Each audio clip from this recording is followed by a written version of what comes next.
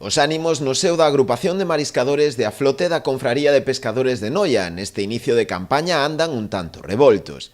As razóns as continuas inspeccións que están a sufrir, tanto no mar como en terra, por parte dos axentes do Servizo de Gardacostas da Consellería do Mar, que comproban que o folio da embarcación se corresponde co autorizado para poder mariscar, e non con auxiliares.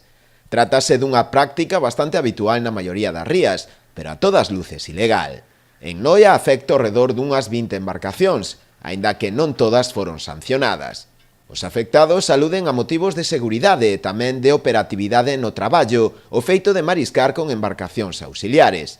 Argumentan que coas grandes de máis de 10 metros de eslora teñen máis dificultades de acceder ás concesións e as manobras propias do manexo do rastro son máis complexas, poñendo en serio risco a súa saúde e tamén a do resto de mariscadores.